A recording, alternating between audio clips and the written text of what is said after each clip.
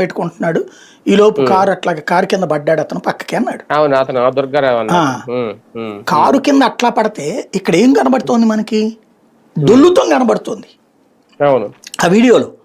ఇంతకుముందు కూడా మనం మాట్లాడుకున్నాం, ఎవరైనా కారు కింద పడుకుని దొల్లుతారా ఇట్లాగా? కారు కింద గబక్కని ఇట్లా పట్టం వేరు, శాంతం పడుకుని తలకాయ ఒక్కటే డొల్లడం ఏంటి? మిగతా కాళ్ళంతా అటు పక్కన డొల్లుతుంటాయా? అసలు అట్లా సాష్టాంగ ప్రణామం చేసినట్టు పడుకుంటా ఉంటదా?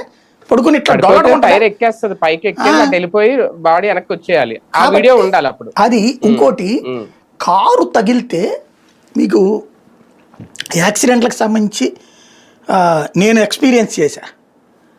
ఒకసారి స్పీడ్గా వెళ్తున్నా, స్పీడ్గా కాదు 30-40 కిలోమీటర్ల స్పీడే వెళ్తుంది టూ వీలర్ మీద హైదరాబాద్.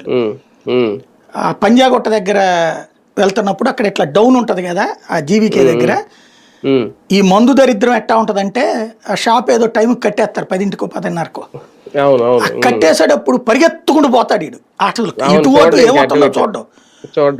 ఎవడో తాగుబోతూ గబక్కన కారు కింద పడబోయాడు. కారు సర్రమని హారం కొట్టాడు. దాని కింద పడబోతానని ఎగిరి వెనక్కి దూకాడు, వచ్చి నా మీద పడ్డాడు.